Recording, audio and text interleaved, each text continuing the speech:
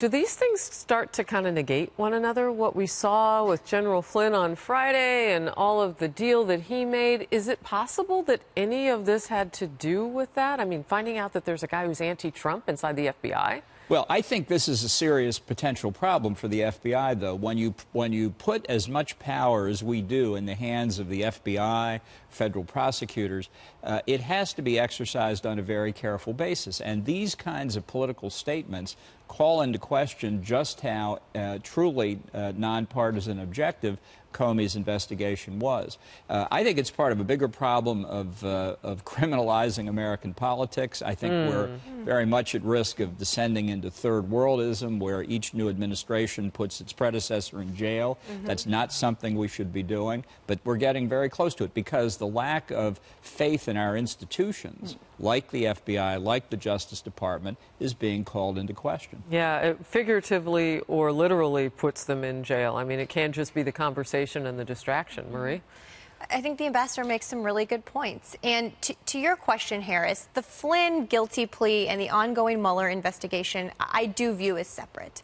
The Inspector General of DOJ is looking into this FBI agent. They will, issue a report after they've done an investigation. It seems to me like members of Congress should wait until the IG looks into this, not threaten this contempt citation, which seems to me to be a little bit of grandstanding. The FBI seems to be taking this seriously and looking at this agent.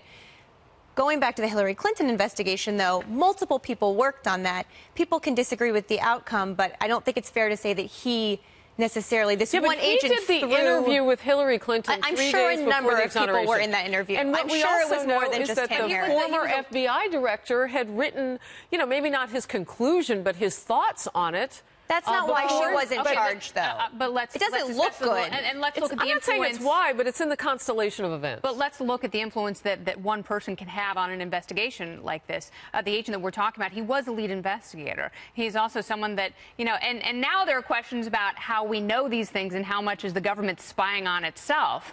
But also some of these texts that went back and forth that were anti-Trump from this agent and his mistress, who also worked at the FBI. And because there was a central element to this investigation of email that this particular individual was at the center of, which is there a requirement for criminal intent in the handling of the emails? And I think it's clear that gross negligence was sufficient. This guy had concluded it wasn't and persuaded Comey of it. But didn't DOJ then give... Let Jillian jump in. Didn't the FBI then give it to DOJ attorneys to look at that, though? Okay, Isn't that part of the process? Both stories that we're talking about, the contempt story and the FBI agent who's potentially sort of political here, I see them as both kind of emanating from the same root cause, which is, I'm not saying this is President Trump's fault, but President Trump's feud with the intelligence community that has been raging since the campaign. That's the fallout we're seeing now. And what I fear is that in this situation, everybody loses, because everybody loses trust in the institutions. The FBI and the intelligence community feel resentful of the president. That is an ugly situation I would argue for this, everybody. though, and from what the president said this morning, the FBI may be losing more than anybody. This is what the president tweeted.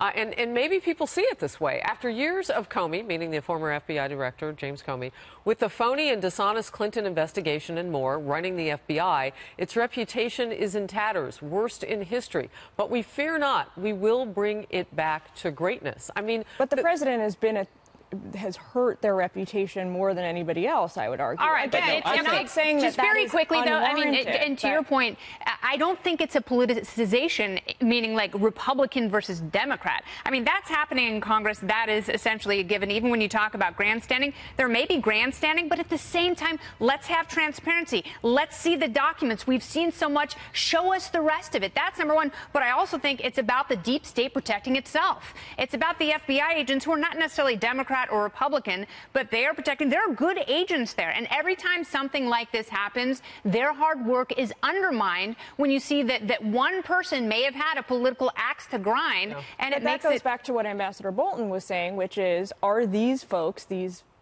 civilians, not allowed to have personal, private Yes. political Fortunately, opinion. we have Ambassador Bolton here. Yeah, I think the person who has harmed the FBI the most is James Comey. I think the way he conducted the Clinton email investigation, and I don't mean his legal conclusion, which was bad. I think the way he handled it publicly for the greater glory of James Comey was a problem. He never should have had the summer press conference where he said she's not going to be charged, but she was sloppy. He then never should have had the November letter to...